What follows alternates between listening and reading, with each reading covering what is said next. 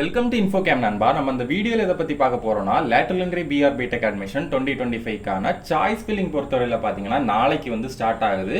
So அந்த choice ஃபில்லிங்கான டிப்ஸை தான் நான் அந்த வீடியோவில் வந்து சொல்ல போகிறேன். ஸோ அந்த சாய்ஸ் ஃபில்லிங்கில் வந்து என்னெல்லாம் பண்ணலாம், என்னெல்லாம் பண்ணக்கூடாது அப்படிங்கிறத பற்றி இந்த வீடியோவில் டீட்டெயிலாக பார்த்துடலாம். ஸோ அதுக்கு முன்னாடி நீங்கள் இப்போ தான் என் சேனலுக்கு ஃபஸ்ட் டைம் வரீங்கன்னா மறக்காமல் சப்ஸ்கிரைப் பண்ணிடுங்க. சப்ஸ்கிரைப் பண்ணிட்டு பக்கத்தில் இருக்க பெல் ஐக்கானை கிளிக் பண்ணிட்டு ஆளுங்கிற நோட்டிஃபிகேஷனை கொடுத்து வச்சுக்கோங்க. அப்போ தான் நான் இந்த மாதிரி வீடியோஸ் போட்ட உடனே உங்களுக்கு நோட்டிஃபிகேஷன் ஆகும் நண்பா. சரி வாங்க நண்பா வீடியோக்குள்ள போலாம். Lateral entry PR BTech admission 2025க்கான ரவுண்ட் 1 ஸ்டூடெண்ட்ஸோட சாய்ஸ் ஃபில்லிங் பொறுத்தவரையில் பார்த்தீங்கன்னா நாளைக்கு, அதாவது 25ஆம் தேதி ஜூலை 2025 அன்னைக்கு ஸ்டார்ட் ஆகுது. ஸோ நான் இப்போ சொல்ல போகிற டிப்ஸ் பார்த்தீங்கன்னா ரவுண்ட் 1 ஸ்டூடெண்ட்ஸ்க்கு மட்டும் கிடையாது, எல்லா ரவுண்டில் வந்து சாய்ஸ் ஃபில்லிங் அட்டன் பண்ண போகிற எல்லா ஸ்டூடெண்ட்ஸ்க்குமே இது வந்து காமன் தான். ஸோ இந்த சாய்ஸ் ஃபில்லிங்கில் வந்து என்னெல்லாம் பண்ணலாம் அப்படிங்கிறத வந்து நான் டீட்டெயிலாக எக்ஸ்பிளைன் பண்ணிடுறேன். எல்லா ரவுண்டுக்குமே காமனாக பார்த்தீங்கன்னா மொத்தமாக 2 நாள் வந்து டைம் கொடுத்துருக்காங்க சாய்ஸ் ஃபில் பண்ணுறதுக்கு. ஸோ டைம் வந்து நிறைய இருக்கனால நீங்கள் வந்து பொறுமையாகவே சாய்ஸ் ஃபில் பண்ணிக்கோங்க. என்கிட்ட நீங்கள் கேட்டிங்கன்னா ஃபர்ஸ்ட் டே ஃபுல்லாகவே நீங்கள் சாய்ஸ் ஃபில் பண்ணுறதுக்கு மட்டுமே டைம் எடுத்துக்கோங்க. ஸோ சாய்ஸ் லாக் பண்ணுறது பொறுத்தவரையில் பார்த்தீங்கன்னா நீங்கள் செகண்ட் டே வந்து லாக் பண்ணிக்கலாம். ஃபர்ஸ்ட் டே வந்து யாருமே லாக் பண்ணாதீங்க.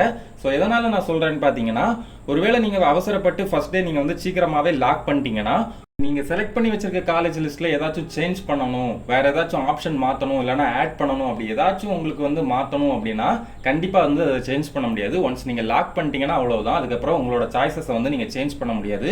ஸோ நீங்கள் வந்து சாய்ஸ் ஃபில் பண்ணுறதுக்கு ஃபர்ஸ்ட் டே ஃபுல்லாக எடுத்துகிட்டு செகண்ட் டே வந்து லாக் பண்ணிக்கோங்க.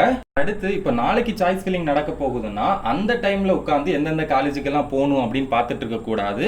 மினிமம் இன்னைக்காச்சும் அட்லீஸ்ட் வந்து நீங்கள் வந்து எந்தெந்த காலேஜஸ்க்கெல்லாம் போகணும், எந்த காலேஜில் பிளேஸ்மெண்ட் எப்படி இருக்குது, ஃபீஸ்லாம் எப்படி இருக்குது, அது ஓகேவா இருக்கா அப்படிங்கிறதெல்லாம் ப்ரிப்பேர் பண்ணிட்டு இப்போவே வந்து உங்களோட சாய்ஸ் ஃபில்லிங்கான ஆர்டரை வந்து ஒரு நோட்டில் வந்து எழுதி வச்சுக்கோங்க.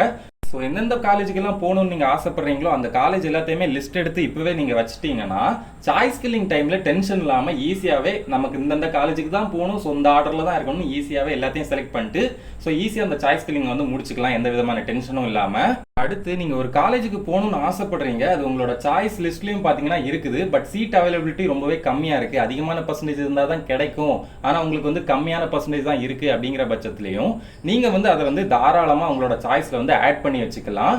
ஸோ நீங்கள் எந்த காலேஜுக்கெல்லாம் போகணும்னு ஆசைப்படுறீங்களோ அந்த காலேஜை வந்து ஃபஸ்ட்டு வச்சுக்கோங்க. ஸோ என்னதான் வந்து பர்சன்டேஜ் அதிகமாக இருந்தால் தான் அந்த காலேஜில் சீட் கிடைக்கும் அப்படின்னு இருந்தாலும் உங்களுக்கு அந்த காலேஜ் கிடைக்குதோ இல்லையோ அதை வந்து உங்களோட காலேஜ் ப்ரிஃபரன்ஸில் வந்து ஃபஸ்ட்டு வச்சுக்கோங்க.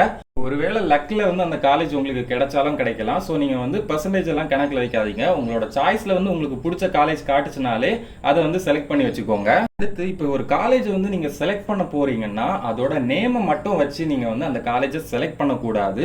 ஸோ நிறைய காலேஜஸ்க்கு வந்து நேம் வந்து கிட்டத்தட்ட சேமாக இருக்கும். ஸோ அது வந்து உங்களுக்கு கன்ஃபியூஷனாக கண்டிப்பாக இருக்கிறதுக்கு வாய்ப்பு இருக்குது. ஸோ நீங்கள் ஒரு காலேஜ் வந்து உங்கள் லிஸ்ட்டில் ஆட் பண்ண போறீங்கன்னா ஸோ அந்த காலேஜ் நேமை வந்து கோடு கூட கம்பேர் பண்ணி பார்த்துக்கோங்க. ஸோ ஒரு காலேஜோட காலேஜ் கோடு என்னவா இருக்கும் அப்படிங்கிறதெல்லாம் நீங்கள் வந்து தெரிஞ்சுக்கணும்னா டிஸ்கிரிப்ஷனில் காலேஜ் லிஸ்ட்டுக்கான பிடிஎஃப் லிங்க் கொடுத்துருக்கேன், அதை கிளிக் பண்ணி பார்த்து தெரிஞ்சுக்கோங்க. ஸோ ஒரு காலேஜ் செலக்ட் பண்ண போகிறதுக்கு முன்னாடி அந்த காலேஜ் நேமையும் காலேஜ் கோடையும் கம்பேர் பண்ணி பார்த்துக்கோங்க. அடுத்து இப்போ நீங்கள் வந்து ஒரு காலேஜை வந்து செலக்ட் பண்ண போகிறீங்க, உங்கள் சாய்ஸில் வந்து செலக்ட் பண்ண போகிறீங்கன்னா கரெக்டாக என்னெல்லாம் வேலிடேட் பண்ணணும் அப்படின்னு வந்து தெரிஞ்சுக்கோங்க. ஸோ என்னெல்லாம் பண்ணணும்னு பார்த்தீங்கன்னா வந்து அந்த காலேஜ் நேம் வந்து செக் பண்ணணும். அடுத்து காலேஜ் கோடு வந்து கரெக்டாக இருக்கான்னு வேலிடேட் பண்ணிக்கணும். அடுத்து லாஸ்ட்டாக அந்த காலேஜில் வந்து என்ன பிரான்ச்சை நீங்கள் செலக்ட் பண்ணுறீங்க அப்படிங்கிறதையும் தெரிஞ்சுக்கணும். ஸோ அந்த பிரான்ச் பொறுத்தவரையில் பார்த்தீங்கன்னா சாய்ஸ் ஃபில்லிங்கில் வந்து ஷார்ட் ஃபார்மில் தான் கொடுத்துருப்பாங்க. ஸோ ஷார்ட் ஃபார்ம் பொறுத்தவரையில் கண்டிப்பாக கன்ஃபியூஷன் வரதுக்கு சான்ஸ் இருக்குது. ஸோ ஒரு பிரான்ச்சோட ஷார்ட் ஃபார்ம் உங்களுக்கு தெரியலனாலும் கவலைப்படாதீங்க, டிஸ்கிரிப்ஷனில் அதுக்கும் லிங்க் கொடுத்துருக்கேன், அதை கிளிக் பண்ணி பார்த்து ஷார்ட் ஃபார்முக்கான ஃபுல் ஃபார்ம் என்ன அப்படிங்கிறத வந்து தெரிஞ்சுட்டு அதுக்கப்புறம் வந்து உங்களோட லிஸ்ட்டில் வந்து அதை ஆட் பண்ணி வச்சுக்கோங்க. ஸோ நெக்ஸ்ட் பார்த்தீங்கன்னா நம்ம ஸ்டூடெண்ட்ஸ் நிறைய பேர் காமனாக கேட்டுட்டு இருந்த டவுட்டே வந்து நான் அந்த வீடியோலேயே கிளியர் பண்ணிடுறேன். ஸோ டவுட் என்னன்னு பார்த்தீங்கன்னா, மேக்ஸிமம் ஒரு ஆள் எத்தனை காலேஜஸை வந்து இந்த சாய்ஸ் ஃபில்லிங்கில் வந்து செலக்ட் பண்ணிக்கலாம் அப்படின்னு ஒரு டவுட்டு.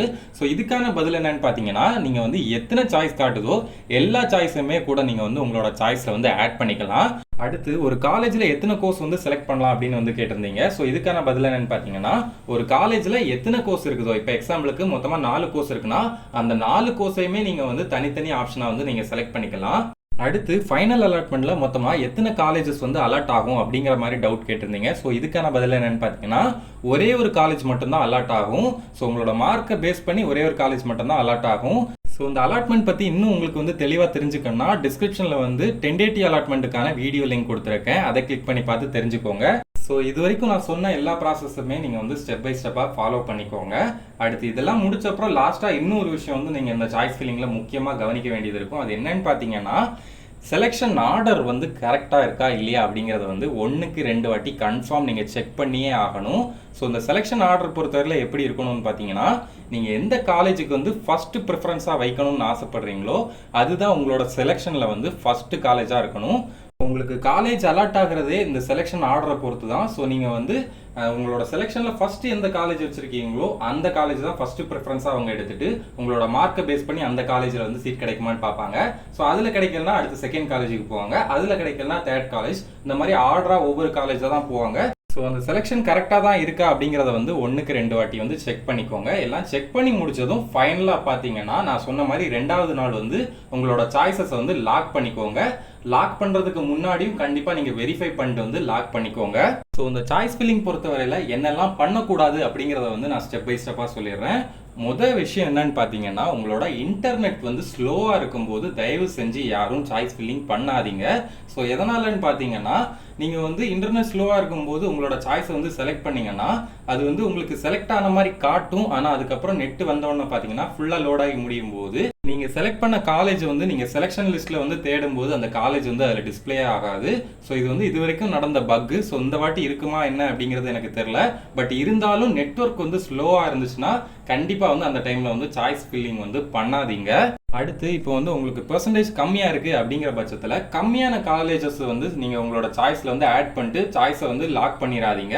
ஸோ எதனாலன்னு பார்த்தீங்கன்னா, கம்மியான காலேஜஸ் வந்து உங்களோட லிஸ்ட்டில் இருந்தால் உங்களுக்கு வந்து ஒருவேளை சீட் கிடைக்காம போகிறதுக்கு கூட சான்ஸ் இருக்குது. ஸோ மேக்ஸிமம் எவ்வளோ காலேஜஸ் வந்து செலக்ட் பண்ண முடியுமோ அவ்வளோ காலேஜஸ் வந்து செலக்ட் பண்ணி வச்சுக்கோங்க. அடுத்து நிறைய பேருக்கு வந்து ஒரு டவுட் இருக்கலாம். அது என்னன்னு பார்த்தீங்கன்னா, இப்போ வந்து பிசி இருந்தால் தான் அந்த சாய்ஸ் ஃபில்லிங் அட்டன் பண்ண முடியுமா, அப்படி இல்லைனா நெட் சென்டர் போனால் தான் அந்த சாய்ஸ் ஃபில்லிங் வந்து அட்டன் பண்ண முடியுமா அப்படிங்கிற டவுட் வந்து உங்களுக்கு இருக்கலாம்.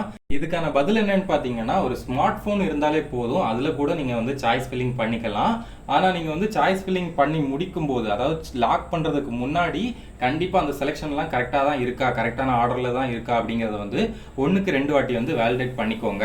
ஸோ இந்த இன்ஃபர்மேஷன் எல்லாமே கண்டிப்பாக உங்களுக்கு யூஸ்ஃபுல்லாக இருந்திருக்கும்னு நம்புறேன் நண்பா. இந்த சாய்ஸ் ஃபில்லிங் பொறுத்தவரையில் என்னெல்லாம் பண்ணலாம், என்னெல்லாம் பண்ணக்கூடாது அப்படிங்கிறத பற்றியெல்லாம் ஓரளவு உங்களுக்கு ஐடியா கிடச்சிருக்கும்னு நம்புகிறேன்.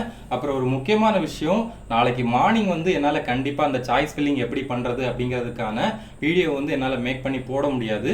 ஸோ எதனாலன்னு பார்த்தீங்கன்னா, எனக்கு வந்து ஒர்க் போக வேண்டியது இருக்கும். ஸோ அதனால் பார்த்தீங்கன்னா நைட்டு தான் மேக்ஸிமம் அந்த வீடியோ வரும். பட் இருந்தாலும் கவலைப்படாதீங்க, லாஸ்ட் இயர் வீடியோ ரெஃபரன்ஸை வந்து நான் ஆல்ரெடி வந்து அப்லோட் பண்ணிட்டேன். ஸோ அந்த வீடியோவும் இப்போ நடக்க போகிற சாய்ஸ் ஃபில்லிங்கும் மேக்ஸிமம் எல்லாமே சேமாக தான் இருக்க சான்ஸ் இருக்குது. சாய்ஸ் ஃபில்லிங் எப்படி பண்ணணும்னு தெரிலனா பயப்படாதீங்க, நான் டிஸ்கிரிப்ஷனில் அந்த வீடியோக்கான லிங்கை கொடுத்துருக்கேன், அதை கிளிக் பண்ணி பார்த்து தெரிஞ்சுக்கோங்க.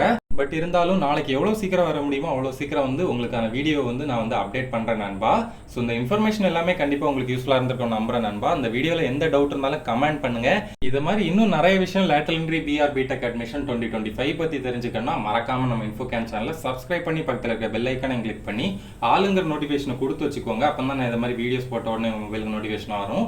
மேலும் இது மாதிரி யூஸ்ஃபுல்லான வீடியோஸ்க்கு மறக்காமல் நம்ம இன்ஃபோகேன் சேனலை லைக் பண்ணுங்கள், ஷேர் பண்ணுங்கள், சப்ஸ்கிரைப் பண்ணுங்கள். இந்த வீடியோ உங்கள் ஃப்ரெண்ட்ஸ் அப்புறம் ஃபேமிலி எல்லாருக்குமே ஷேர் பண்ணுங்கள் நண்பா. தேங்க்யூ.